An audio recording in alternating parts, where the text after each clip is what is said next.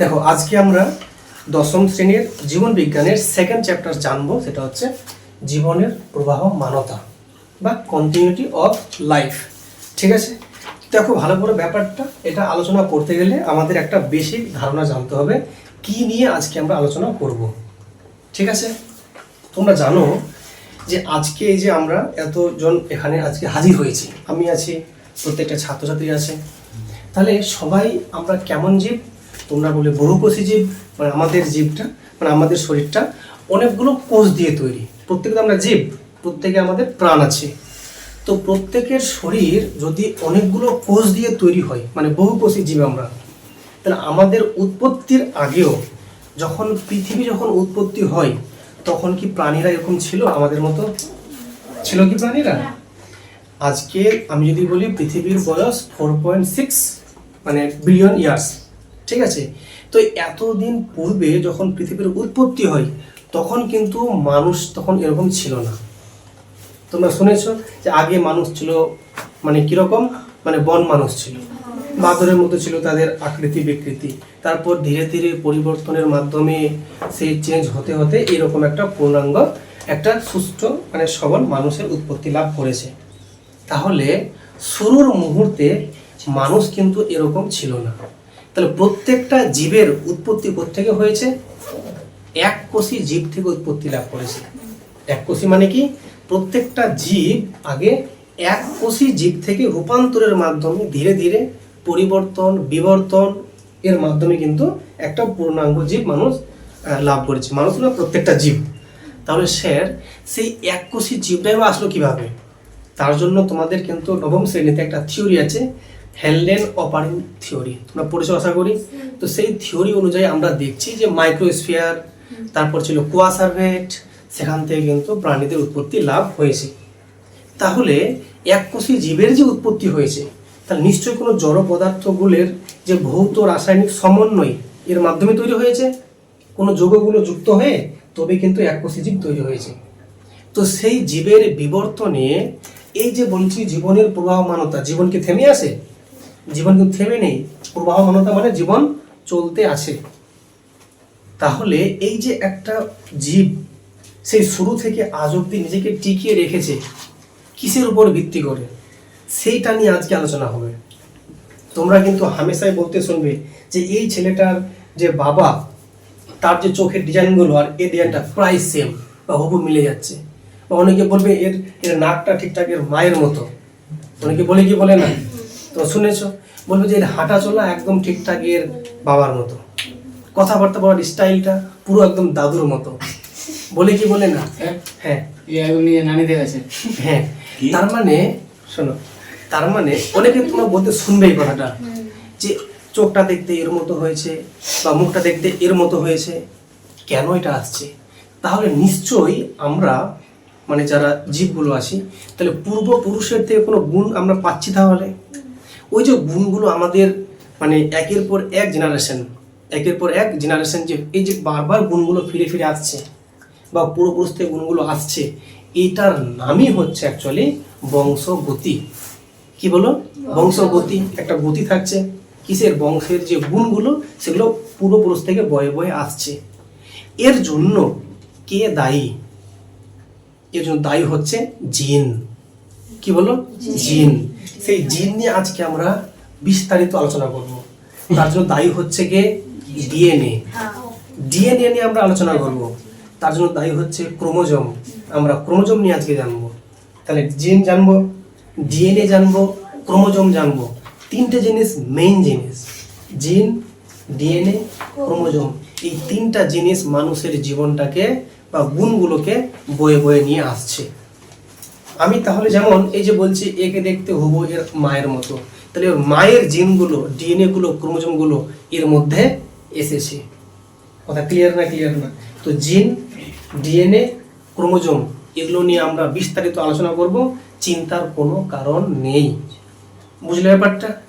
দ্বিতীয় বক্তব্য হচ্ছে একটা জীব যখন জন্মগ্রহণ করছে, একটা সদ্যজাত বাচ্চা বা শিশু, তার কতজন থাকছে? 2 কেজি বা 2.5 কেজি বা 1 কেজি 1.5 কেজি থাকছে।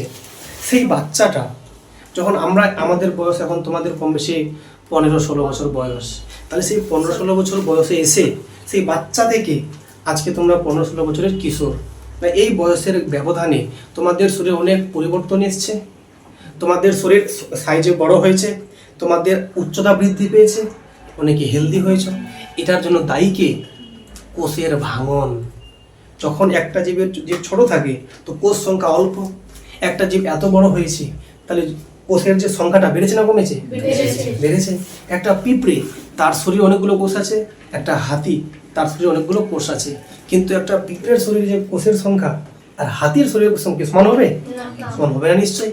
তার মানে শরীর যার যেমন বেশি বিশাল আকার তার তত বেশি কোষের সংখ্যা।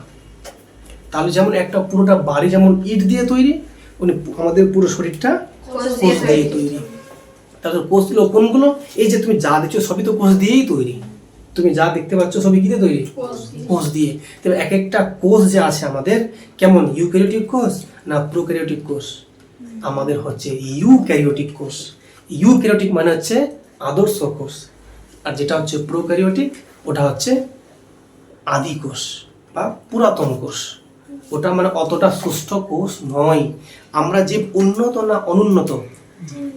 উন্নত জীব। তাহলে উন্নত জীবদের বেশিরভাগ উন্নত জীবদের কোষগুলো আদর্শ কোষ। আমরা উন্নত জীব, শুধু আমরা না, প্রত্যেকটা প্রাণী যা তুমি চোখে দেখতে পাচ্ছ সবাই উন্নত জীব। তাহলে স্যার কোনগুলো অনুন্নত জীব? যেটা চোখে দেখাই যায় না। ব্যাকটেরিয়া চোখে দেখা যায়, এরা মনে করো অনুন্নত। ভাইরাস চোখে দেখা যায়, অনুন্নত। এই টাইপের যারা আছে জীবগুলো তারা হচ্ছে অনুন্নত জীব। আমরা তাহলে কি উন্নত? এই উন্নত জীবের কোষগুলো কেমন? আদর্শ। সেই আদর্শ কোষের মধ্যেই জিন, ডিএনএ, ক্রোমোজোম আছে।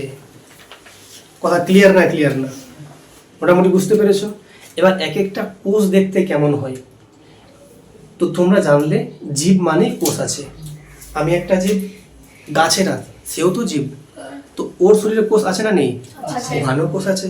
কিন্তু গাছেদের যে কোষ আর মানুষের কোষ দেখতে হবু এক নয়, একটু আলাদা আছে। কেমন? আমি যদি একটু ছোট্ট করে দেখাই, যে একটা যদি প্রাণী কোষকে আমি দেখাই, কি দেখাই বলো? প্রাণী কোষ। তো প্রাণী কোষটা দেখতে প্রায় ধরে নাও এরকম গোলাকার টাইপের হবে বা ডিম্বাকার সাইজের হবে। কিন্তু যদি আমি দেখাই উদ্ভিদ কোষ, তো উদ্ভিদ কোষটা দেখতে কেমন হবে? সেটা দেখতে হবে এরকম টাইপের।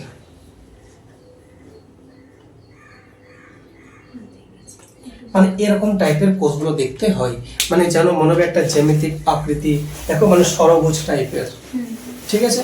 বা অনেক সময় চারকোনাও হতে পারে, এই যে এমন টাইপের হতে পারে, ঠিক আছে? মানে অনেক সময় এরকম চারকোনা হতে পারে। এগুলো তাহলে উদ্ভিদ কোষ, আর এগুলো প্রাণী কোষ। তো এই কোষগুলো কি খালি চোখে দেখা যাবে? যাবে না।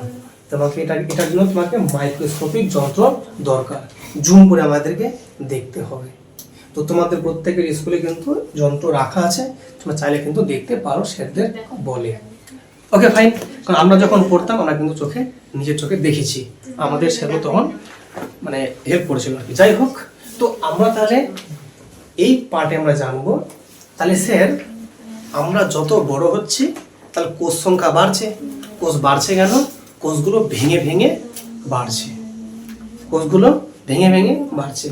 তাছাড়া এই যে একটা প্রাপ্তবয়স্ক জীব থেকে তার সন্তান সন্ততি জন্ম হচ্ছে, তার বাচ্চা কাচ্চা বাড়ছে সংখ্যায়, এই যে প্রজনন হচ্ছে, বংশবিস্তার হচ্ছে, সেখানেও কিন্তু কোষের এই যে কোষগুলো বলছি এর ভাঙনটা জরুরি।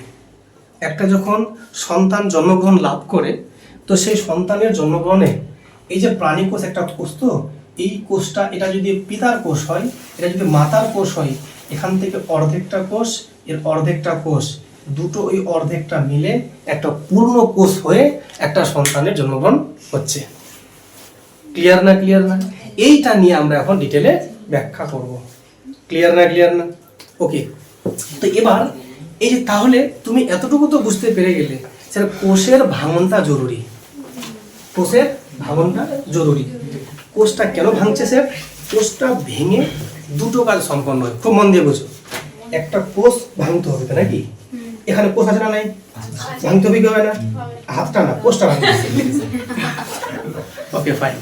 যদি কোষটাকে ভাঙতে হয় তাহলে একটা কোষ আছে, ভেঙে দুটো কোষ হয়ে গেল। তাহলে এই মুহূর্তে তোমরা আমাকে বলো তো, এই কোষের যে আকারটা দেখতে নিশ্চয়ই এমন হয়ে গেল, যে দুটো কোষে ভেঙে ফেললাম। তাহলে এখন প্রত্যেকটা কোষ দেখো তো অর্ধেকটা অর্ধেকটা হয়ে গেছে। এবার এক একটা কোষের ভেতরে, এক একটা কোষের ভেতরে একটা ওর কি থাকে, নিউক্লিয়াস থাকে। তো ওই নিউক্লিয়াসটা আগে ভাঙবে, দিয়ে একটা অর্ধেকটা এখানে আসবে নিউক্লিয়াস, আর অর্ধেকটা এখানে থাকবে নিউক্লিয়াস। এবার এই দুটো নিউক্লিয়াস আলাদা আলাদা ভেঙে এই কোষটা এখন বড় হয়ে এরকম আকার নেবে, এ বড় হয়ে এরকম আকার নেবে। তাহলে একটা কোষ, কটা কোষ হলো, দুটো কোষ হলো। এইভাবে কোষের সংখ্যা বাড়তে আছে। বলছি 24 ঘন্টায় এরকম প্রায় একটি কোষ ভেঙে দুটো কোষ হয়ে যায় মানুষের ক্ষেত্রে। তো এরকম কোষের সংখ্যা তাহলে কি বাড়ছে ধীরে ধীরে, তাহলে প্রত্যেকটা মুহূর্তে কোষ সংখ্যা এরকম বাড়ছে, দিয়ে বলে আমাদের দৈর্ঘ্যটা বৃদ্ধি হচ্ছে। এমন তো নয় যে আজকে সে এতখানি, কালে সে এত লম্বা হয়ে গেছে, এমন কি হয় কখনো? আমাদের বৃদ্ধিটা কেমন, খুব ধীরে ধীরে হচ্ছে। কারণ কি, কোষের যে সংখ্যা বৃদ্ধিটা ধীরে ধীরে সম্পন্ন হচ্ছে। বুঝতে পেরেছো? তাহলে এই কোষের বৃদ্ধির কারণে আমাদের শরীরের বিকাশ ঘটছে, বৃদ্ধি ঘটছে। এবার যদি কোনো কারণে বৃদ্ধি মানে না হয় বা ভাঙন না হয়, তাহলে ভাঙন না মানে বৃদ্ধি হবে না। কিন্তু এই যে ভাঙনটা হচ্ছে একটা নির্দিষ্ট নিয়ম মেনে হচ্ছে না, নির্দিষ্ট নিয়ম মেনে হচ্ছে। এই যে ভাঙনটা যখন নির্দিষ্ট নিয়ম মেনে হবে না, যদি কোনো কারণে এই ভাঙনটা ইররেগুলার ভাবে হয়, যেখানে 24 ঘন্টায় ভাঙার কথা একটা কোষ, মানে একটা কোষ কিন্তু দুটো হবে 24 ঘন্টায়, সেখানে দেখা গেল এই 24 ঘন্টায় ভাঙছে, মনে করো একটা কোষ ভেঙে 100টা হয়ে যাচ্ছে। তাহলে এটা সমস্যা হবে কি হবে না? এটা অনেক বড় সমস্যা। এই সমস্যাটার নাম হচ্ছে টিউমার। সমস্যার নাম কি? টিউমার। তাহলে টিউমার আর কিছুই না, কোষের জাস্ট ভাঙন, কিন্তু নির্দিষ্ট নিয়ম না মেনে যদি অল্প সময়ে বেশি সংখ্যক কোষ ভেঙে যায়, এটার নামই হচ্ছে টিউমার। তাহলে যেই জায়গাটাতে কোষের সংখ্যা দ্রুত হারে বাড়ছে, দ্রুত হারে ভেঙে ভেঙে কোষ সংখ্যা বাড়ছে, তাহলে ওই জায়গাটা ফুলে যাবে না? এর নামই তো টিউমার। এবার এই টিউমারের মধ্যে আবার ভাগ আছে, একটা হচ্ছে বিনাইন টিউমার, একটা হচ্ছে ম্যালিগন্যান্ট টিউমার। কিরকম কি ব্যাপারটা? বিনাইন মানে কি, যে মোটামুটি ওটা কিউরেবল, ওটাকে ঠিক করা যায়, যে হ্যাঁ এটাকে আমরা মেডিসিন প্রয়োগ করে ঠিক করতে পারলাম। কিন্তু কোনটা স্যার? ম্যালিগন্যান্ট, যেখানে একদম আমাদের হাতের বাইরে, মানে বেশি মাত্রায় সংখ্যা বাড়ছে, তখন ওই ম্যালিগন্যান্টটা হয়ে যাবে ক্যান্সার। তাহলে ক্যান্সার মানে আর কিছুই না, ওখানে অতিরিক্ত মাত্রায় কোষের সংখ্যা বাড়ছে। তো যেইখানটাতে ক্যান্সার হবে, ওই জায়গাটা দেখবে আকারটা বাড়তে বাড়তে একটা সময় অনেকটা বড় হয়ে যাবে। তাহলে এটা তাহলে কি বলতো, সম্পূর্ণ কি কোষের ভাঙনের উপর নির্ভর করছে। তাহলে এই কোষ বিভাজন নিয়ে আজকে আমরা ডিটেলে আলোচনা করব। কথা ক্লিয়ার না? ক্লিয়ার না? একটা মোটামুটি ব্যাকগ্রাউন্ড পেয়ে গেছো? তাহলে বলো, কোষের ভাঙন দরকার কোন কারণে? দুটো কারণে। এক কি বললাম, এক হচ্ছে যদি আমাদের শরীরের দৈর্ঘ্যে বৃদ্ধি ঘটাতে হয় বা বিকাশ বৃদ্ধি আয়তন এসব বাড়াতে হয়, তাহলে কোষের ভাঙন দরকার, তবে কোষগুলো বাড়বে, আমাদের বৃদ্ধি ঘটবে। আর দুই কি বললাম, সন্তানের যখন জন্মগ্রহণ হবে বা নতুন যখন সন্তান অপত্য সন্তান যখন জন্মগ্রহণ হবে পৃথিবীতে, তার জন্য কোষের ভাঙন দরকার। পিতার অর্ধেক কোষ, মাতার অর্ধেক কোষ, দুটো কোষ মিলে একটা গোটা কোষ হয়ে নতুন জীব পৃথিবীতে আবির্ভাব হবে। এই দুটো কারণে কোষের ভাঙন দরকার। তো চলো এবার আমরা দেখে নিব যে এই যে বললাম কোষের ভাঙনে যে মেন জিনিসগুলো আমাদের রয়েছে, জিন, ডিএনএ আর ক্রোমোজোম, এদের কাজগুলো আমরা এখন ব্যাখ্যা করব। ক্লিয়ার না? ক্লিয়ার না? তো এবার যেটা বলছিলাম, কোষ চক্র ও কোষ বিভাজন। আগে বিভাজন মানে হচ্ছে ভাঙা। আচ্ছা, কোষকে বলছে সেল, আর এটা হচ্ছে বিভাজন মানে ডিভিশন।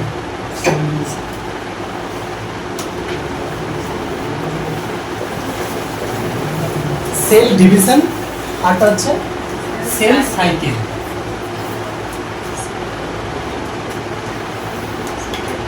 আগে বুঝো তারপরে লিখবে। হ্যাঁ, আগে বুঝে নাও, তারপর লিখবে। শোনো, এই যে বলছে কোষ বিভাজন ও কোষ চক্র, ব্যাপারটা কি? জাস্ট কিছুই না, ভেরি সিম্পল। যে প্রক্রিয়ায় একটি কোষ ভেঙে দুটো কোষে রূপান্তরিত হয় বা পরিণত হয়, তার নাম হচ্ছে কোষ বিভাজন। সে যে কারো হতে পারে, উদ্ভিদ বা প্রাণী। ঠিক আছে? আচ্ছা, কোষ দেখতে কেমন হয়? এই যে এটা হচ্ছে একটা কোষ মনে করো, এর ভিতরে একটা আছে কি নিউক্লিয়াস। কি আছে বলো? আর চারদিকে এরকম অঙ্গাণুগুলো থাকে। এই কোষে যখন ভাঙন ঘটে, সেই ভাঙনের ফলে দুটো কোষে পরিণত হয়ে যায়, তার নাম হচ্ছে কি কোষ বিভাজন। এটা কোথায় হয়? আমাদের প্রত্যেকটা জায়গায় হচ্ছে। আমি যদি বলি হাতে, হাতে হচ্ছে, আমার পায়ে হচ্ছে, মুখে চোখে সব জায়গায় কিন্তু কোষের ভাঙন ঘটতে আছে, আর দিয়ে আমাদের বিকাশ বৃদ্ধি হচ্ছে। কোষ চক্র কি জিনিস? এই যে ভাঙন ঘটছে, তাহলে এই কোষটা ভাঙনের ফলে তাহলে এই কোষটা তাহলে নিশ্চয়ই দুটো কোষে রূপান্তরিত হচ্ছে। এই একটা ছোট কোষ, এই একটা ছোট কোষ, তাই তো নাকি? তার মানে একটা কোষ ভেঙে তাহলে এই বরাবর ভেঙে যাচ্ছে, তাহলে দিয়ে অর্ধেকটা এখানে এসে অর্ধেকটা এখানে, যদি দুটো কোষ ভাঙলো তাহলে এই কোষটা তাহলে আবার কী হবে? দুটো কোষ তৈরি হবে নিশ্চয়ই। তাহলে এখন আবার দু জায়গায় কোষ তৈরি হচ্ছে। এই যে দুটো কোষ তৈরি হচ্ছে, তার মানে একটা কোষ থেকে অপত্য কোষ হলো, আবার সেই অপত্য কোষ থেকে আবার দুটো কোষ রূপান্তরিত হচ্ছে। আর এই যে প্রক্রিয়াটা, এটা হচ্ছে সেল সাইকেল। কি বলো? Cell cycle. মানে হচ্ছে তাহলে এখন কি মাতৃকোষ, কি হচ্ছে কি মাতৃকোষ ভেঙে দুটো কি পেলাম? অপত্য কোষ। মাতৃকোষও বলা হয় বা জনিত্রী কোষ বলা হয়। জনিত্রী কোষ মানে যে জনন সম্পন্ন করছে। এই জনিত্রী কোষ ভেঙে দুটো উৎপন্ন হচ্ছে কি অপত্য কোষ। অপত্য মানে কি সন্তান সন্ততি। সেই অপত্য আবার এ বড় হলো, এ আবার কি হয়ে গেল? জনিত্রী কোষ। এখান থেকে আবার দুটো হচ্ছে, এরা আবার কি অপত্য কোষ। এরা একটু করে আবার কি হয়ে যাবে? জনিত্রী কোষ। তো জনিত্রী মানে কি পিতা মাতা, অপত্য মানে সন্তান সন্ততি। বোঝা গেল ব্যাপারটা? তাহলে এটা এই বা মাতৃকোষ, এটা কি অপত্য কোষ বা সন্তান কোষ। এইভাবে কিন্তু কোষের ভাঙনের ফলে আবার যে সেই আবার আগের অবস্থায় ফিরে আসতে পারছে একটা চক্রের মাধ্যমে। এটার নাম হচ্ছে কোষ চক্র বা সেল ডিভিশন বা সেল সাইকেল। বুঝতে পেরেছ যে আমাদের জীবনে আমাদের কি আসছে? সেল সাইকেল আসছে বা আমাদের লাইফ সাইকেল আছে। আমাদের প্রথমে কি বললো? আমরা প্রথমে হচ্ছে কি সদ্যজাত ছোট্ট শিশু, তারপর কি হলাম কিশোর, কি হলাম আমরা হলাম প্রাপ্ত, মানে বয়সন্ধিকাল আসলো, প্রাপ্তবয়স্ক হলাম, তারপর বৃদ্ধ হলাম, তারপরে ঠিক না পিটি? তার মানে এই যে একটা কি চক্র চলছে না, এই চক্রটার মাধ্যমে আমাদের কিন্তু জীবনটা অতিবাহিত হচ্ছে। বা আগে বলছে এটার মানে হচ্ছে এখানে কোষ চক্র মানে কোষের সাইকেলটা। জল ব্যাপারটা। এবার এই কোষ বিভাজনটা প্রথম কোন বিজ্ঞানী লক্ষ্য করেছিলেন? এটা তো তখন থেকে হয়ে আসছে। পৃথিবীর যখন মানে মানুষের যখন আবির্ভাব হয় বা কোষের যখন আবির্ভাব হচ্ছে, তো তখন প্রথম কোন বিজ্ঞানীরা লক্ষ্য করেছিলেন? বিজ্ঞানী ফ্লেমিং। তাহলে আমরা দেখে নিব এই যে বিজ্ঞানী ফ্লেমিং, এই ফ্লেমিং কিন্তু প্রথমবার কিন্তু এই আমাদের মানে কোষের যে ভাঙন ঘটছে এটা প্রথমবার লক্ষ্য করেছিলেন। কোন প্রাণীর দেহে? স্যালামান্ডার।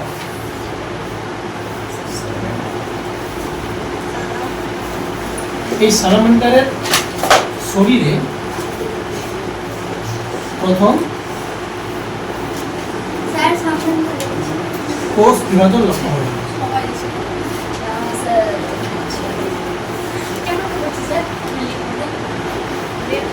কথা বুঝলে কি বুঝলে না? কিছু লেখার দরকার নেই, সব লেখা আছে বইয়ে, জাস্ট একটু করে বুঝে নাও। বলুন হ্যাঁ ঠিক আছে, এটা বুঝে গেলে ব্যাপারটা আশা করি। ওকে, লেখা দরকার নেই, এখন যেটা লিখতে হবে সেটা লিখবে, ঠিক আছে? অপত্য বুঝে গেছো? ঠিক আছে, বুঝতে পারছো কি পারছো না? বুঝতে পারছো কি পারছো না? জনিত্রী জীব মানে জনিত্রী মানে পিতা মাতাকে, অপত্য মানে সন্তান সন্ততি, তাই তো? ঠিক আছে,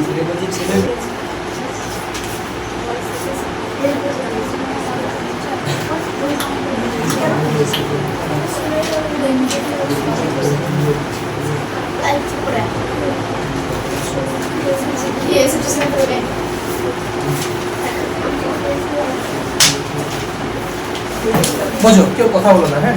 শোনো বলবি, ক্রোমোজোম, ডিএনএ আর জিনের মধ্যে সম্পর্ক। আগে বলো এই তিনটে জিনিসের নামগুলো বলছি আছে কোথায়? এরা প্রত্যেকটা কোষে কোষে আছে, প্রত্যেকটা কোষে কোষে আছে। তাহলে আমাদের শরীরে মোট কতগুলো কোষ আছে? অসংখ্য কোষ আছে, অসংখ্য কোষ, গুলো শেষ করা যাবে না। তাহলে আমাদের যদি কোষ অসংখ্য হয় আর প্রত্যেকটা কোষে কি আছে? জিন আছে, ডিএনএ আছে, ক্রোমোজোম আছে। তাহলে আমি যদি বলি আমাদের শরীরে মোট কতগুলো ক্রোমোজোম বলা যাবে? বলা যাবে না। মোট কতগুলো জিন, মোট কতগুলো ডিএনএ বলা যাবে না। কিন্তু এক একটা কোষে কতগুলো জিন বা ডিএনএ বা এটা বলা সম্ভব। হ্যাঁ, তো যদি প্রশ্ন আসে পরীক্ষায় যে আমাদের দেহকোষে মানে দেহের এক একটা কোষে কতগুলো করে ক্রোমোজোম আছে, সেটা আমরা বলতে পারবো। বলছি, উত্তর হবে 46টা বা 23 জোড়া। 23 জোড়া মানে কত? 46টি। এতগুলো ক্রোমোজোম থাকে। চলো আগে বুঝে নিই জিনিসটা কি অ্যাকচুয়ালি। চলো বুঝো মন দিয়ে।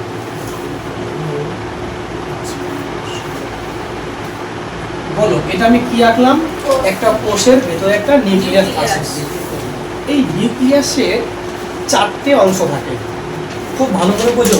শোনো, এই তাকাও, বুঝে গেলে বই নাই, দেখো তাকাও। এটার নাম কি? কোষ। কোষের মধ্যে এই যে ফাঁকা জায়গাটা দেখতে পাচ্ছ, এই মানে যদি এটা মিটিয়ে দিই, এখন যতটা জায়গা ভিতরে দেখতে পাচ্ছ সবটা জায়গার নাম হচ্ছে প্রোটোপ্লাজম। তাহলে কিটা নাম বলো?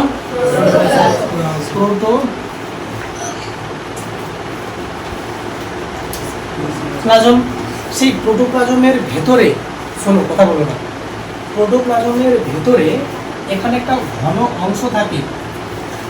ঘন অংশ থাকে, এর নাম হচ্ছে নিউক্লিয়াস। কি বলো?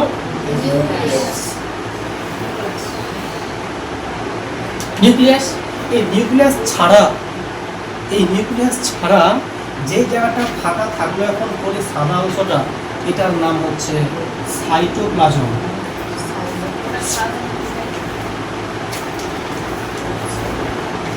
ক্লিয়ার? এই সাইটোপ্লাজম বা প্রোটোপ্লাজমের মধ্যে এরকম বেশ কিছু অঙ্গাণু থাকে। তাকে বলো অঙ্গাণু থাকে।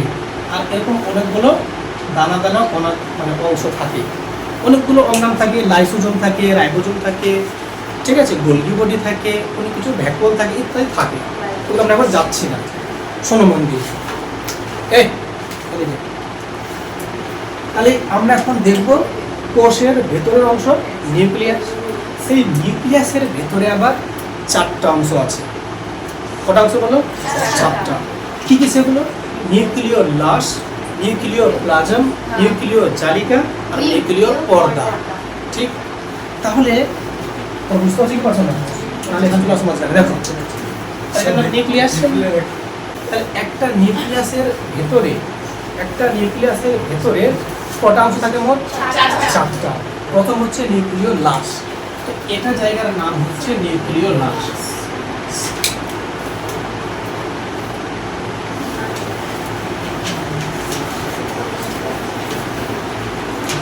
নিউক্লিয় লাশ, ঠিক?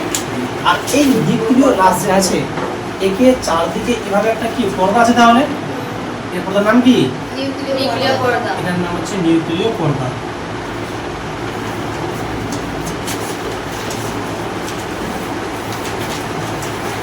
ওটা দুটো অংশ হয়ে গেল। একটা হলো নিউক্লিয় লাশ, একটা নিউক্লিয় পর্দা। এবার আছে নিউক্লিয় প্লাজম আর নিউক্লিয় জালিকা। প্লাজম কোনটা? এই যে শোনো মন্দির, এই যে এখানে দেখতে পাচ্ছ একটা তরল মতো অংশ আছে। কি আছে বলে? তরল মতো একটা অংশ আছে না, ধরে দিকে মানে আঠালো টাইপের। এটা অংশের নাম হলো নিউক্লিয় প্লাজম।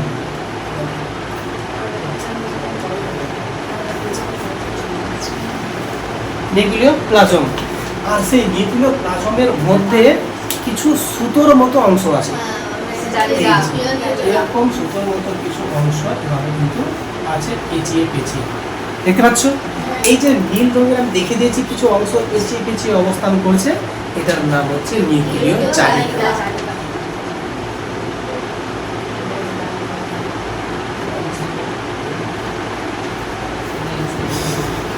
এখন সমস্ত গল্প শুরু হবে এই নিউক্লিয় জালিকা থেকে।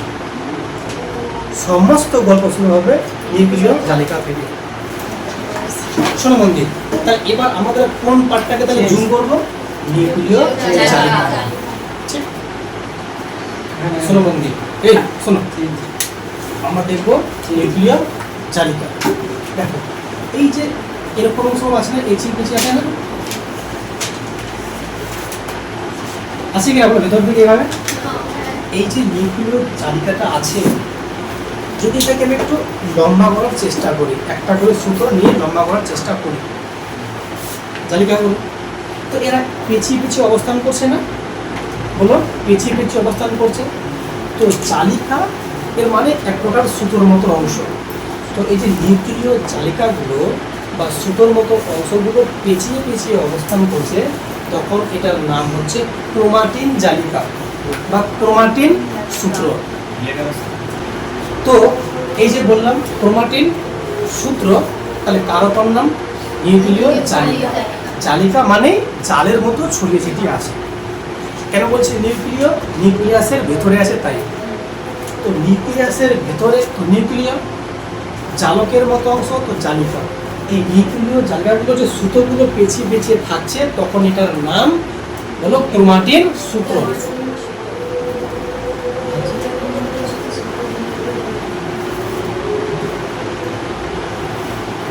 ক্রোমাটিন সূত্র, সূত্র মানে সুতো, ক্রোমাটিন মানে ওই যে ভিতরে আছে নিউক্লিয়াসের ভেতরে। এই ক্রোমাটিন সূত্রগুলো যদি পেজগুলোকে এবার খুলি, তাই কেমন দেখাবে বলছে, শোনো মন দিয়ে। এই যে সুতোগুলো আছে না, একটা সুতোকে নিয়ে নাও, এই সুতোটাকে এভাবে একটু নিলাম, লম্বা করে দিলাম। এই সুতো কিছু লম্বা তুমি করে দেবে, এটাকে আমি আরো জুম করে দেখবো, এটাকে আমি জুম করে দেখবো। তো যদি জুম করে দেখি, তো এটাকে এমন দেখাবে। কেমন দেখাবে? এটাকে এমন দেখাবে, এরকম দেখাবে।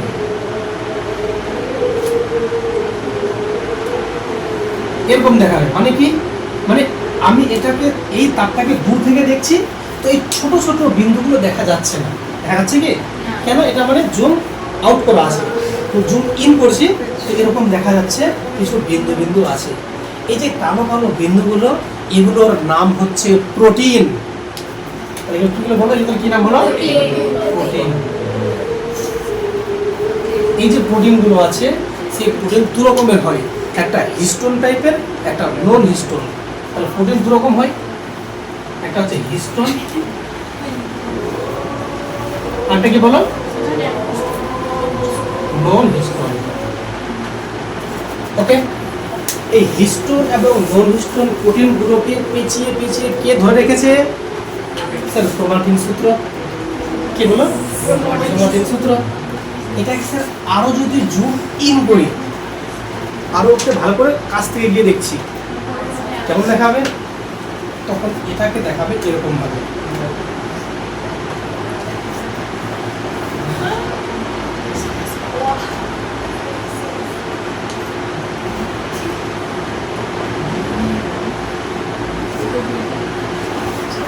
মানে ব্যাপারটা একটু যখন জুম ইন করছে এমন দেখাচ্ছে, মানে এগুলোতে কার আছে? এগুলো তো এই বিন্দুগুলো। এটাকে জুম ইন মানে বুঝতে পারছো তো? আমি কাছ থেকে গিয়ে দেখছি, আরো কাছে দেখছি, তার মানে কি এইরকম ভাবে দেখাচ্ছে তারগুলো। বুঝতে পেরেছো? এই যে অংশটা আছে, এটার নাম হচ্ছে ডিএনএ। তাহলে এখন যদি তোমাকে প্রশ্ন করে ডিএনএ আছে কোথায়, তো তোমরা বলবে স্যার কোষে আছে। বিলকুল সহি। স্যার কোষের কোন জায়গায়? স্যার নিউক্লিয়াসের ভেতরে আছে। নিউক্লিয়াসের কোথায়? জালিকার মধ্যে। তার কোথায়? সে সুতো যদি জুম করে দেখি, তার ভেতরে আছে ডিএনএ। তাই তো নাকি? এবার সেই ডিএনএ তার যদি আরো ভেতরে যায়, তাহলে এই রকম অংশ, বিশেষ বিশেষ অংশগুলো, এই বিশেষ বিশেষ অংশগুলোর নাম হচ্ছে জিন। এই দেখছো জিনগুলো আছে না? জিন। এই যে সমস্ত জায়গায়, বিশেষ বিশেষ জায়গায় তার ডিএনএ জিনগুলো রয়েছে, যে ডিএনএ যে বিশেষ বিশেষ জায়গায় রয়েছে জিনগুলো, এগুলোর নাম হচ্ছে জিন। জিন, সেই জায়গাটার নাম হচ্ছে লোকাস। লোকাস, লোকাস, লয়াকারে লো। তাহলে এবার বললাম ওকে, সব থেকে ছোট্ট অংশ কোনটা? জিন। জিনটা কোথায় আছে? ডিএনএ তে। ডিএনএ কোথায় আছে? ক্রোমাটিন সূত্রে। তাই তো? এবার শোনো মন দিয়ে, শোনো, তাহলে এটা এই যে শুনো মন দিয়ে, এটা তোমরা জানো এটা হচ্ছে কি নিউক্লিয়াস, এটা না? এটা কি নিউক্লিয়াস? তো এই নিউক্লিয়াসটা যখন এরকম থাকে কিভাবে নর্মাল থাকে, কখন নর্মাল, তখন এমনটা কিন্তু আমরা জুম করে দেখতে পাই। কিন্তু যখন একটা কোষ ভাঙার জন্য রেডি হচ্ছে, আমাদের প্রত্যেকটা কোষ তো ভাঙতে আসে সারাক্ষণ, এক একটা কোষ 24 ঘন্টায় একবার ভাঙে। তো যখনই একটা কোষ ভাঙার জন্য রেডি হচ্ছে, সেই রেডি হওয়ার সময় এই যে আছে না নিউক্লিয়াস, এর ভিতরে আছে কি জালিকাগুলো, এগুলো কী হয়, প্যাচগুলো একটু খুলে যায়। এই প্যাচগুলো খুলে কয়েকটা আলাদা আলাদা সেপারেট ভাগ হয়ে যায়। আর ভাগ হয়ে গিয়ে তখন সেই প্যাচগুলো আরও বেশি কুণ্ডলীকৃত হয়ে একটা বিশেষ আকৃতি ধারণ করে। মানে ধরে নাও এখানে এই যে আছে না তোমার এই যে জালগুলো, অনেকগুলো সুতো আছে, এখান থেকে একটা সুতোকে টানলাম, শোনো, এখান থেকে একটা সুতোকে টানলাম, আর টেনে কী করলাম, ওই সুতোটা আছে তাকে পেঁচিয়ে এমন বানাচ্ছে।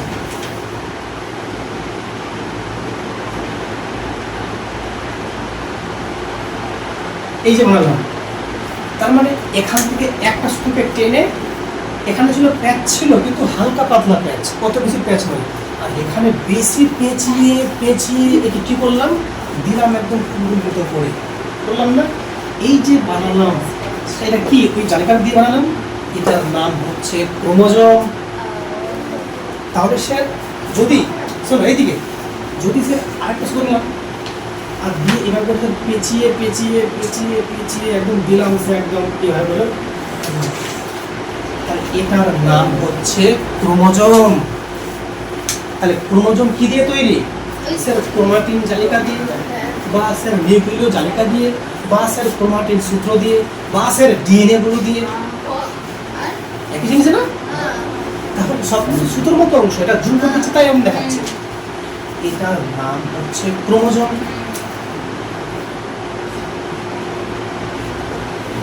এর নাম কি? ক্রোমোজোম। এই যে ক্রোমোজোমটা আছে, এখানে কটা সুতোর মতো অংশ আছে? দুটো আছে, এটা একটা পেঁচিয়ে আছে। এটার নাম হচ্ছে ক্রোমাটিড। এটার নাম কি? এটার নাম তাহলে কি? একটা ক্রোমোজোমে কটা ক্রোমাটিড থাকে? কখনো কখনো একটাও থাকতে পারে। ক্রোমোজোম যে আছে কিনা, এটা যে এখানে এটা কটা ক্রোমাটিডওয়ালা ক্রোমোজোম? দুটো ক্রোমাটিডওয়ালা ক্রোমোজোম। কখনো কখনো একটা ক্রোমাটিডওয়ালাও ক্রোমোজোম থাকতে পারে। ক্লিয়ার না? শোনো মন দিয়ে, এই দুটো ক্রোমাটিড মিলে একটা ক্রোমোজোম তৈরি হয়েছে। এইরকম ক্রোমোজোমের সংখ্যা এই নিউক্লিয়াসটার ভেতরে তৈরি হয় কতগুলো? 46টা বা 23 জোড়া। বুঝলে কি বুঝলে না? তা আমাকে তোমরা বলো, আমাদের দেহকোষে তাহলে কতগুলো ক্রোমোজোম থাকে? 46টি বা 23 জোড়া। ক্রোমোজোম কি দিয়ে তৈরি? ক্রোমাটিন সূত্র দিয়ে, বা নিউক্লিয় জালিকা দিয়ে, বা ডিএনএ দিয়ে। বলো, তাহলে ক্রোমোজোমের ভেতরে তাহলে ডিএনএ আছে, ডিএনএ ভিতরে জিন আছে। যদি বলি আমাদের বংশগত বৈশিষ্ট্য, বাপের গুণগুলো আসছে বেটার মধ্যে, বা এই যে মায়ের গুণগুলো আসছে বেটা বেটির মধ্যে, কার মাধ্যমে বয়ে আসছে? কেউ যদি বলে স্যার ডিএনএ এর মাধ্যমে হলে কি হবে না? যদি বলে স্যার ক্রোমোজোমের মাধ্যমে, যদি বলে ক্রোমাটিডের মাধ্যমে, একই জিনিস। ক্লিয়ার না? তাহলে আসলটা যাকে নিউক্লিয়াস না, এই জন্য নিউক্লিয়াসকে বলা হয় কোষের মস্তিষ্ক বলা হয়, কোষের ব্রেন বলা হয়। সমস্ত কাজ কোষ করিয়ে কোষের নিউক্লিয়াস করে। আমাদের শরীরের হেডকে, মাথা প্রধান হচ্ছে মাথা, কিন্তু মাথাটা কেটে ফেলে দিল ওটা বাঁচবে? আর একটা হাত কেটে দিলে ওটা বেঁচে যাবে। এরকম একটা কোষের নিউক্লিয়াস নাই, কোষটা কোনো থাকবে দাম? কোষের নিউক্লিয়াসটা হচ্ছে হেড। এই জন্য কোষের নিউক্লিয়াসকে বলা হয় কোষের মস্তিষ্ক বলা হয়। এটা বোঝা গেল মোটামুটি? তোমরা একটু মোটামুটি লিখিতে লেখো না বাড়িতে চলে যাবে। বুঝতে পারছো কি পারছো না? কেমন জিনিস? দারুণ জিনিস না? তাহলে বলো, তুমি বলো তাহলে শুনি। আসবুরি খাতুন, এগিয়ে রাজিনুর খাতুন, তুমি বলো ডিএনএর অবস্থান কোথায়? হ্যাঁ, ভেরি গুড। তুই বলো জিন কোথায় আছে? হ্যাঁ, ডিএনএতে। ডিএনএ কোথায় আছে? নিউক্লিয় জালিকায়। ওটা কোথায় আছে? নিউক্লিয়াসে। ওটা কোথায় আছে? কোষের মধ্যে আছে। কোষ কোথায় আছে? পুরো শরীরে আছে। তার মানে যখনই কেউ বলবে ডিএনএর অবস্থান, জিনের অবস্থান ভালো করে নিতে পারে কি পারবে না? তাহলে তোমাকে যদি প্রশ্ন করা হয় জিনের কাজ কি, তুমি বলবে সিম্পলি জিন বংশগত বৈশিষ্ট্যের ধারক এবং বাহক হিসেবে কাজ করে। পূর্বপুরুষ থেকে বংশগত বৈশিষ্ট্যগুলোকে পরের জনুতে বা জেনারেশনে বহন করে নিয়ে আসে। এটা হচ্ছে জিনের মেন কাজ। ঠিক আছে, জিন বলো বা ডিএনএ বলো সেম কাজ। কিন্তু এখানে যে আমরা দেখলাম ডিএনএ যে গঠনটা পেলাম, এই যে আমরা ডিএনএ গঠনটা পেলাম, তো এই ডিএনএর গঠনটা দেখতে গিয়ে আমরা যেটা বুঝতে পারলাম যে সেই ডিএনএতে দেখো তো ভালো করে, যেন মনে হচ্ছে পেঁচানো একটা এর মতো সিঁড়ির মতো। এই যে পেঁচানো সিঁড়ির মতো, এই যে এখানে একটা তন্তু দুটো তন্তু আছে না, তো এটার নাম হচ্ছে দ্বিতন্ত্রী। দ্বিতন্ত্রী। তো দ্বিতন্ত্রী যে আছে ডিএনএ, এই যে ডিএনএ এর ফুল ফর্ম কিসের? এর দেখো ডি থেকে হচ্ছে কি ডিঅক্সিরাইবো।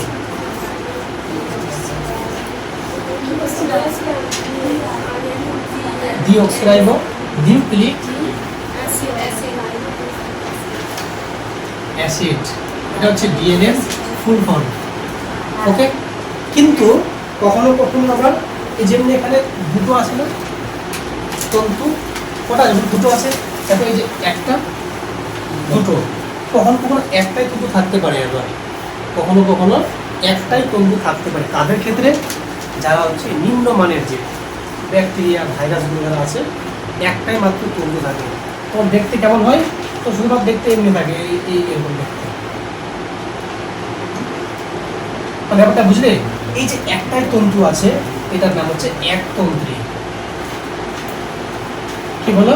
একতন্ত্রী। এখানে দুটো ছিল তন্তু, এখানে একটাই আছে, তো এটার নাম কি শুধুমাত্র আরএনএ। কি নাম বলো? আরএনএ। এটার নাম হচ্ছে রাইবো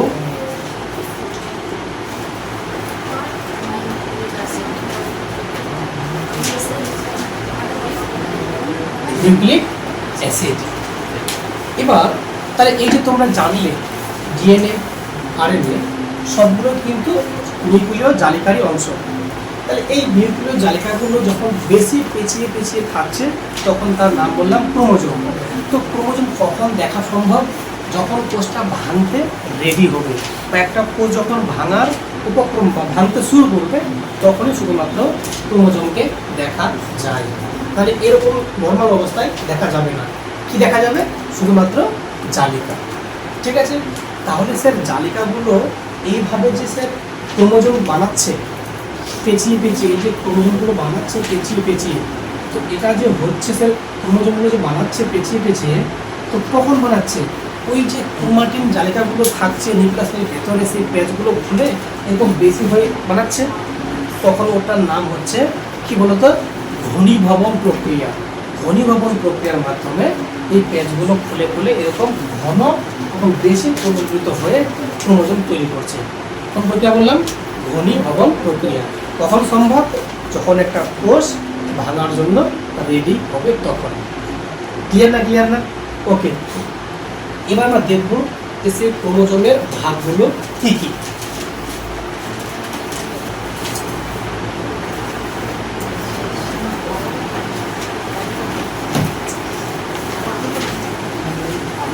শোনো মন দিয়ে, এই যে একটা ক্রোমোজোম, শোনো, এই ক্রোমোজোমের কতগুলো প্রকার? এটা হচ্ছে মেনলি দুই প্রকার। হ্যাঁ, আচ্ছা, একটা কথা বললাম যে ক্রোমোজোমের ভেতরে কারা আছে? ডিএনএ আছে, জিন আছে। এদের কাজ কি বললাম? বংশগত যে বৈশিষ্ট্যগুলোকে পূর্বপুরুষ থেকে আমাদের বর্তমান যে অপত্যগুলো সেখানে নিয়ে আসছে। মানে মেইনলি বৈশিষ্ট্যগুলোকে গতিশীল রাখছে আগের জন্ম থেকে পরের জন্মতে।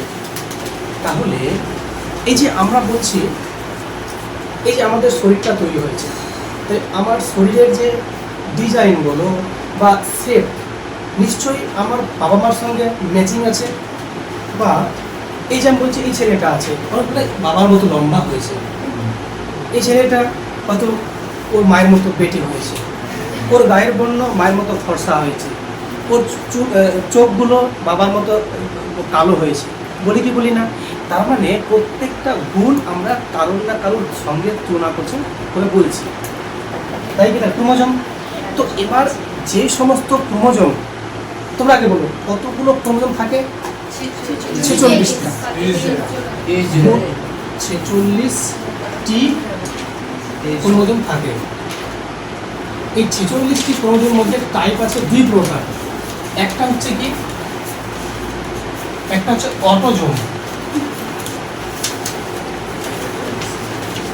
একটা হচ্ছে সেক্স ক্রোমোজোম। এবার দুটোর কাজ কি স্যার, বা কতগুলো করে থাকছে? এই যে সেক্স ক্রোমোজোম, এর অপর একটা নাম আছে, এর নাম হচ্ছে অ্যালোজোম। অ্যালোজোম। তো এই যে অটোজোম এবং অ্যালোজোম, তাহলে বলুন তো, তোমরা বললে স্যার একটা কোষের নিউক্লিয়াসের ভেতরে মোট স্যার ক্রোমোজোম 46টা, 46টার মধ্যে 44টা অটোজোম, 44টা, আর দুটো হচ্ছে সেক্স ক্রোমোজোম বা অ্যালোজোম। স্যার কাজ কি? 44টা অটোজোমের কাজ পুরো শরীরের যে গঠন, আকৃতি, বিকৃতি সেটাকে নির্ণয় করা। একটা মানুষের দেহের বা দৈহিক যে গঠনাবলী বা বৈশিষ্ট্য কে করবে ঠিকঠাক, কে করবে নির্ধারণ? অটোজোম। কিন্তু সেক্স ক্রোমোজোমের কাজ হবে লিঙ্গ নির্ধারণ করা। তাহলে এর কাজ হবে কি? লিঙ্গ নির্ধারণ করা।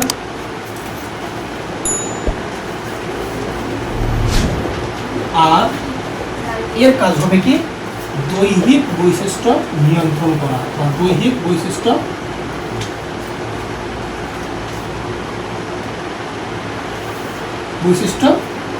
কি বলবো, দৈহিক বৈশিষ্ট্য নির্ধারণ করা। ঠিক। তাহলে শোনো মন দিয়ে, এই 44টা যে অটোজোম আছে, ছেলেদের ক্ষেত্র যেমন মেয়েদের ক্ষেত্র তেমনই। কিন্তু এই সেক্স ক্রোমোজোমে দুটো আছে বা অ্যালোজোম দুটো আছে, এই দুটোর মধ্যে ভাগ আছে। একটা হচ্ছে পুরুষদের ক্ষেত্রে, একটা হচ্ছে মহিলাদের ক্ষেত্রে। একটা পুরুষ, একটা মহিলা। কোনটার কেমন ব্যাপার? এই যে আছে অ্যালোজোম বা সেক্স ক্রোমোজোম, এটা হচ্ছে দুটো। এদের যে আছে দুটো, দুটো হচ্ছে পুরুষদের ক্ষেত্রে একটা হচ্ছে এক্স টাইপের, একটা ওয়াই টাইপের। আর মহিলাদের ক্ষেত্রে দুটোই হচ্ছে এক্স টাইপের, দুটোই এক্স টাইপের। এই যে পুরুষদের ক্ষেত্রে এক্স ওয়াই আর মহিলাদের ক্ষেত্রে এক্স এক্স, এই দুটো ক্রোমোজোম কোনটার ক্ষেত্রে একই, কোনটা ভিন্নতা? তোমরা বলবে স্যার মহিলাদের ক্ষেত্রে একই রকম, আর এদের ক্ষেত্রে আলাদা রকম, এক্স টাইপের, ওয়াই টাইপের। তো এই যে দুটো ভিন্ন রকম আসছে অ্যালোজোম বা সেক্স ক্রোমোজোমগুলো, এটার নাম আমরা বলতে পারি হলো হোমোক্রোমোজোম, এটা হেটেরোক্রোমোজোম। হোমো কথার অর্থ হচ্ছে একই,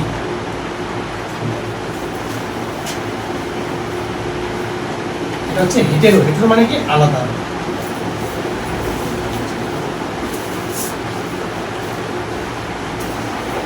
তোমরা বুঝছো কি বুঝছো না? তাহলে এবার তোমরা আমাকে বলো, বলি অটোজোম কটা আছে? 44টা। 44 আমরা এ দিচ্ছি, এ মানে অটোজোম। ঠিক আছে। তাহলে এবার শোনো বন্ধু, একটা পুরুষ আছে, এই পুরুষের একটা কোষের, একটা নিউক্লিয়াসের ভেতরে তার 44টা কি অটোজোম প্লাস, তাদের নষ্ট হয়ে গেল, মোট হচ্ছে বলে 46টা। ওটা হলো কমপ্লিট 44টা। কটা বাকি আছে? তাহলে পুরুষের ক্ষেত্রে এক্স এবং ওয়াই, তাহলে এর মোট কটাগুলো কমপ্লিট? এই ক্রোমোজোমগুলো আছে কোথায়? পুরুষের প্রত্যেকটা দেহকোষে। এবার স্ত্রীদের ক্ষেত্রে আসি। এদের ক্ষেত্রে কটা অটোজম? 44টা অটোজম আর দুটো এক্স। আর দেখো এই যে 44 আর 2 46, এটা কোথায়? স্ত্রীদের দেহ বসে, তাই তো? তাহলে 46টা এখানেও, 46টা এখানেও। এই দুটো আলাদা হওয়ার জন্য ও মেয়ে মানুষ, এই ছেলে মানুষ। এই দুটো আলাদা হওয়ার জন্য ও মেয়ে মানুষ। এটা ছেলে আর ছেলে আর এক্সটা মেয়ে। তাহলে স্যার এই দুটো ক্রোমোজোম নির্ধারণ করে দিচ্ছে পুরুষ নাকি স্ত্রী, তাই তো? এবার যখন কোষের যখন ভাঙন ঘটছে, খুব মন দিয়ে বোঝো, একটা কোষের যখন ভাঙন ঘটছে, এটা একটা কোষ তো নাকি? একটা কোষের একটা নিউক্লিয়াস। একটা কোষ যখন ভেঙে দুটো কোষ হবে, তো কটা আসবে? নিউক্লিয়াস দু জায়গায়, দুটো কোষ হবে। তো এখান থেকে কটা আসবে তাহলে ক্রোমোজোম? অটোজোম কটা আসবে? মানে দুটো হলো, এটা একটা হলো, এটা একটা হলো মনে করো। আর এই কোষটা ভেঙে এটা একটা হলো, এটা একটা হলো মনে করো। এখান থেকে যে ভেঙে যেখানে তৈরি হবে, কটা আসবে অটোজোম? 22টা ভাঙবে যে ভেঙে তো আবার তো একই হয়ে যাবে না? যখন হবে নাকি? এই যে এই কোষটা ভেঙে দুটো হবে, কি হবে না? দুটো হবে। আর এই একটা গোটা কোষ ভেঙে যখন দুটো হবে, তো অর্ধেক করতে হবে, কি হবে না? এখান থেকে কটা আসবে অটোজোম? এই যে 22টা অটোজোম আসলো। আর এখান থেকে এক্স অথবা ওয়াই যেমন একটা আসবে, তো শুধুমাত্র প্লাস এক্স আসলে মনে করো। এখানে 22টা অটোজোম প্লাস কি আসবে? ওয়াই আসবে। তার মানে যখন দুভাগে ভাঙছে, তাহলে দুভাগে ভাঙার সময় এই এক্স এবং ওয়াই এর মধ্যে কিছুগুলো হবে এক্স টাইপের, কিছুগুলো হবে ওয়াই টাইপের। এই যে জনন কোষটা ভাঙলো, এটা হচ্ছে কিন্তু জনন কোষ। এটা বারবার বলছে, এটা হচ্ছে জনন, এটা জনন মাতৃকোষ। জনন মাতৃকোষ। সেই কোষটা যখন ভেঙে দুটো কোষ তৈরি হলো, এদের নাম হচ্ছে গ্যামেট। এদের নাম কি বলো? এই গ্যামেটকে আমরা বাংলা ভাষায় বলি শুক্রাণু। কি বলি বলো? শুক্রাণু। তাহলে বলো শুক্রাণুগুলো, এই শুক্রাণুতে বা গ্যামেটে কতগুলো ক্রোমোজোম আছে এখানে? 23টা। 22টা প্লাস একটা। হ্যাঁ, আমি বললাম গ্যামেটে বা শুক্রাণুতে কতগুলো ক্রোমোজোম থাকে? 23টা, যার মধ্যে 22টা কি অটোজোম আর একটা সেক্স ক্রোমোজোম। তাহলে মোট হয়ে গেল 23টা। কিন্তু জনন মাতৃকোষে কটা ক্রোমোজোম আছে? 46টা। জনন মাতৃকোষটা ভেঙে দুটো কোষ হয়েছে, দুই ধরনের কোষ হয়েছে, একটা হচ্ছে এক্স টাইপের, একটা ওয়াই টাইপের। তাহলে বলো এটা পুরুষের ক্ষেত্রে গ্যামেটগুলো একই টাইপের না আলাদা টাইপের? আলাদা টাইপের। এখানেও 23টা আছে। এই যে আলাদা করে হচ্ছে, এইটার নাম হচ্ছে হেটেরো গ্যামেট, এটার নাম হোমো গ্যামেট। হেটেরো গ্যামেট বলছে, বা এটা আমরা বলতে পারি যে এরা হচ্ছে হেটেরো গ্যামেট। তাহলে পুরুষ হচ্ছে কেমন? হেটেরো গ্যামেট উৎপন্ন করে। এবার আসি স্ত্রীদের ক্ষেত্রে। বলো তাহলে এটা কোন কোষ? জনন মাতৃকোষ। বলো জনন মাতৃকোষটা ভেঙে দুটো কোষ হচ্ছে, তাহলে যেটা প্রথমে হবে কটা আসবে অটোজোম? 22টা অটোজোম প্লাস একটা এক্স ক্রোমোজোম। কটা হলো মোট তাহলে? 23টা ক্রোমোজোম। এখানে এই যে এটা হলো, এটার নাম গ্যামেট, এটাও গ্যামেট। কটা অটোজোম? 22টা অটোজোম আর একটা এক্স। কটা হলো মোট তাহলে? 23টা। তাহলে তোমরা আমাকে বলো তো, স্ত্রীদের জনন মাতৃকোষটা যখন ভাঙছে, যে দুটো আমরা গ্যামেট পেলাম, সেই দুটো গ্যামেট একই প্রকৃতির না আলাদা প্রকৃতির? এরা হচ্ছে হোমো গ্যামেট। একই হোমো গ্যামেট তৈরি করে। আর এরা কেমন তৈরি করে? হেটেরো গ্যামেট তৈরি করে, তাই তো? তাহলে বলো, শোনো মন দিয়ে, শোনো। এবার তাহলে শুক্রাণুগুলো কেমন? অর্ধেক সংখ্যক ক্রোমোজোম। এদেরকে বলা হয় হ্যাপ্লয়েড সেট। কি বলে? Haploid set. এটা হ্যাপ্লয়েড সেট মানে এন এর মান হয়ে যাবে কত? 23। এন এর মান কত? 23। এন এর মান যখন এন এর মান 23 মানে কি অর্ধেকটা না? অর্ধেককে বলবে হ্যাপ্লয়েড। হ্যাপ্লয়েড মানে কি হাতের মতো, হাফ হ্যাপ্লয়েড, হাফ হ্যাপ্লয়েড। আর এটা হচ্ছে কি ডবল না, ডিপ্লয়েড। এটার নাম ডিপ্লয়েড।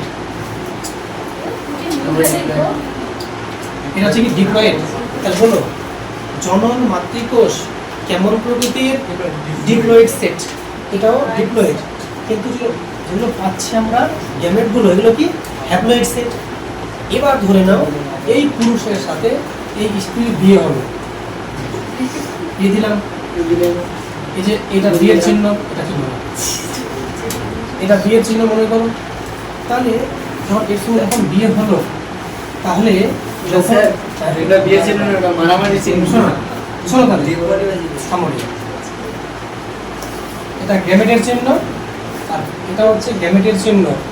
এদের মধ্যে যখন সম্পন্ন হলো, এটা হচ্ছে কি পুরুষ, এটা হচ্ছে কি স্ত্রী। এবার যখন এর মধ্যে ক্রস হলো, মানে জনন সম্পন্ন হলো, তাহলে এখানকার এই যে 22টা অটোজম প্লাস এক্স টাইপের ছিল, কিছু প্রবলেম ছিল, আর ছিল 22টা অটোজম প্লাস ওয়াই টাইপের ছিল। আর এখানে 22টা অটোজম প্লাস এক্স ছিল, আর 22টা অটোজম প্লাস কি ছিল? এক্স ছিল। এবার জননের সময় কোনটাকে যে ফার্টিলাইজ করবে এটা কেউ জানে না। হতে পারে যে এটা কি একটা ভাঙা কোষ, অর্ধেকটা কোষ, এটা অর্ধেকটা কোষ, এটা অর্ধেকটা, এটা অর্ধেকটা। এবার যদি দেখো স্ত্রীদের ক্ষেত্রে সব তো একই টাইপের আছে, তো এটা আসলে মনে করো আর আসছে, ছবিটা আসছে, হ্যাঁ এই লোক স্ত্রীদের এগুলো সব ফিক্স একই রকম দেখতে আসবে না। এখান থেকে এই ভাঙা কোষটা আসলো, মানে মায়ের শরীর থেকে ভাঙা কোষটা আসলো, আর পিতার শরীর থেকে এই কোষটা এখানে গিয়ে মিলন ঘটালো। যদি মিলন ঘটায় তাহলে এই 22টা অটোজম, 22টা অটোজম, তাহলে 44টা কি অটোজম হলো? তাহলে এখান থেকে এক্স, এখান থেকে এক্স, মানে কন্যা সন্তান জন্ম লাভ করলো। কি হলো? কন্যা সন্তান হলো, বেটি হবে। কিন্তু কিন্তু যদি এক্সটা যদি না সক্রিয় হয়ে যদি এটা সক্রিয় থাকতো, এটার সঙ্গে এটা মিলন হতে হতো না। তাহলে 22টা আর 22টা 44টা অটোজম and y and x, তাহলে এক্সটা হতে হতো না, হয়ে যেত পুত্র, মানে বেটা হতো। তোমরা বুঝলে? তাহলে এই যে এখানে, তাহলে তার মানে তোমরা বলো আমাকে একটা ফ্যামিলিতে বেটা হবে নাকি বেটি হবে কার উপর ডিপেন্ড করছে? ছেলের উপর ডিপেন্ড করছে। সবাই কাছে মেয়েদেরকে দোষ দিচ্ছে। বুঝ দিচ্ছে কেন? এই কথা বুঝে যাইবেন স্যার, তখন থেকে কিন্তু বুঝতে পারছি না যে ওরা অশিক্ষিত তাই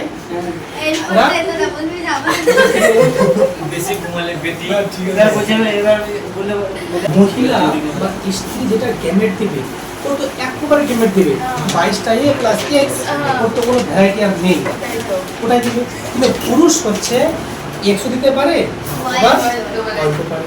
যদি এক্স অ্যাক্টিভ হয় তো কন্যা হবে, ওয়াই অ্যাক্টিভ হলে পুত্র হবে।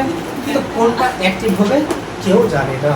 তো সেক্ষেত্রে একটা সন্তান যখন জন্মগ্রহণ করে, তাহলে সেটা যখন জনন সম্পন্ন হয় তখন আগে লিঙ্গ নির্ধারণ হয়, তারপরে বাকি দৈহিক চারিত্রিক বৈশিষ্ট্যগুলো ধীরে ধীরে বিকশিত হয়।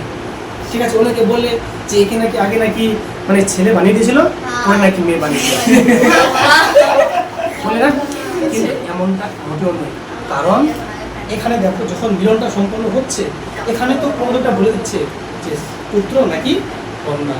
তাহলে ওই জন্ম যখন সম্পন্ন হচ্ছে তখনই কিন্তু যদি এক্স এক্স মিলিত হয় তো কন্যা, আর এক্স হলে পরে পুত্র। তাহলে কন্যা হোক বা পুত্র পুরোপুরি ডিপেন্ড করছে কার উপরে? ছেলের উপরে, মানে পুরুষের উপরে। তাহলে বলো কাকে বলে হেটেরোগ্যামিক? পুরুষকে না স্ত্রীকে? হেটেরো বলছে কি আলাদা টাইপের, আর হোমো বললে পরে জীবন বিজ্ঞান মানে জীবনের বিজ্ঞান। এখানে হাসি মজার কিছুই নাই, নিজের জীবন সম্পর্কে জানবো। সমাজে সমাজে যারা অশিক্ষিত বা যারা হয়তো জ্ঞান নেই, অক্ষর জ্ঞান নেই, যারা এই সাবজেক্টটা যারা নোট করে মুখস্থ করেছে, যারা নোট করে পরীক্ষা দেয়, যারা সাবজেক্টটাকে বোঝে না, যারা সাবজেক্টকে ভালোবাসেই না, শুধু নোট দেখে পরীক্ষা দিতে যায়, তাদের কাছে কিন্তু এই জিনিসগুলো বড় অভিজ্ঞতা ভালো হবে না।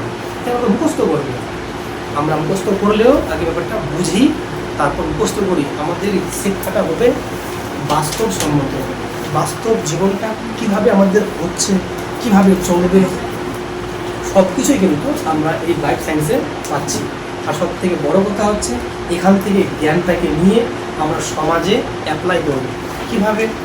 তোমরা দেখবে গ্রামে গঞ্জে যেখানে শিক্ষার আলো ঠিকমতো পৌঁছায়নি, সেখানে দেখবে যেখানে বেশি নারী হয়তো মানে কন্যা সন্তান জন্ম দেয়, সেখানে দেখবে নারীদেরকে খুব দোষারোপ দেওয়া হয় সমাজে, স্যার এটা একদম একদম দিয়ে বলে যে এই নারীটার সমস্যা আছে বা এই মহিলাটা ভালো ফ্যামিলির নয়, বা তখন ওর বংশগতে গালি দেওয়া হয়। কিন্তু এটা তারা বলে যারা পড়াশোনা অশিক্ষিত, যারা এই জ্ঞানটা পায়নি বা যারা নোট করে মুখস্থ করে পরীক্ষা দিয়েছে। স্যার আমাদের এটা কোনো কপি যাচ্ছে না তাহলে এটা নিয়ে। তাহলে তোমরা এই শিক্ষায় আমি কি পেলে? তোমরা এতটুকু বুঝলে যে একটা সন্তানের লিঙ্গ নির্ধারণে সম্পূর্ণ ভূমিকা কার? পিতা। মানে পিতা যদি অ্যাক্টিভ থাকে তো কন্যা হবে, ওয়াই অ্যাক্টিভ হলে পুত্র হবে। তাহলে এটা সম্পূর্ণ ডিপেন্ড করছে পিতার উপরে নাকি মাতার উপরে। মাতার উপরে মোটেও নয়। স্যার বলে দিছে শাশুড়ি হ্যাঁ ভালো করে বলো, তখন স্যার বলবে যে মুরগি দুধছে কাটারা তো দুধছে। আর ঠিকই বলেছে, দোষ কিন্তু পিতা। তোর বেটা